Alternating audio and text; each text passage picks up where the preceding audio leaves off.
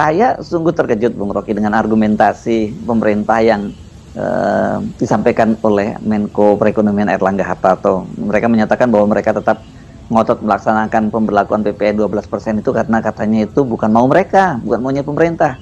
Tapi ini katanya amanat undang-undang. Ini menurut saya argumen yang ngaco banget ini. Jadi bila pemerintah bertahan hanya atas dasar legalitas, bahwa memang undang-undang itu sudah memerintahkan 2025 naik 12%, itu konyol tuh.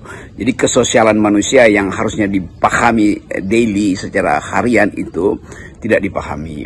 Jadi satu-satunya konsekuensinya adalah naikkan pajak. Nah, apakah tidak ada cara lain? Pasti ada cara lain, tetapi pemerintah ini kan malas untuk nyari sumber-sumber yang lain, apalagi sumber yang bisa membuat efisiensi, tapi dengan akibat dana-dana strategis itu dihilangkan tuh.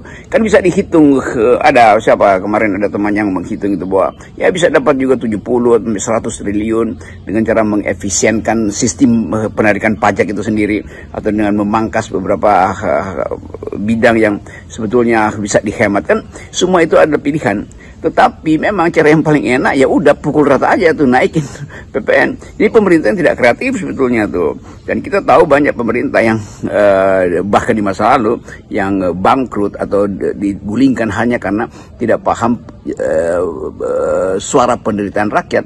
Nah, sebetulnya usaha-usaha untuk membackup pemerintahan Prabowo itu tersedia, karena ini justru masih ada bulan madunya tuh, sehingga orang merasa oke, mungkin ada kesempatan bagi Pak Prabowo setelah bulan madu menghitung kembali kebutuhan negara dan merapikan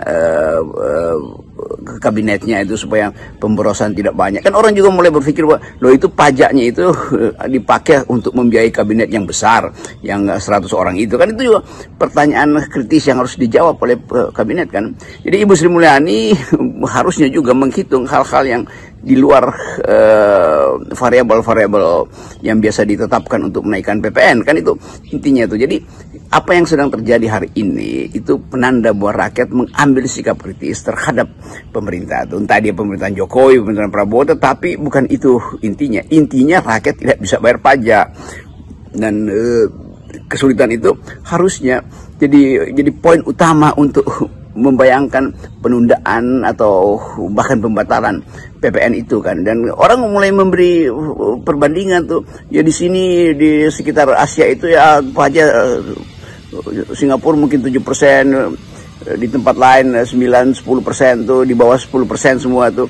Kan itu orang juga mulai menganggap kan mereka juga bisa tuh dengan dalam kapasitas yang setara dengan Indonesia tuh, bahwa hal-hal di negara-negara barat mungkin iya karena tax rasionya itu sudah sangat bagus, sehingga pajak itu juga bisa diturunkan tuh dalam perbandingan antara tax ratio dan PPN-nya. Tetapi itu kan ya matematik aja tuh yang bisa didalilkan oleh siapapun. Yang bukan matematik adalah protes rakyat. Itu tidak perlu dimatematisir, karena itu langsung berasa bahwa dompet mama itu akan digerus oleh pajak, bahwa pendapatan dari kawan-kawan yang setiap hari lalu lalang cari nafkah itu pasti akan tergerus oleh barang-barang konsumsi yang pasti dinaikin pajaknya tuh. Jadi itu sebetulnya ini peristiwa sosial, dan Pak Prabowo saya kira mengerti, karena dia masih ada di Mesir, mungkin untuk balik ke Indonesia dan lihat bahwa ada problem dengan kebijakan sebelumnya, ada problem yang menanti dia untuk segera diberi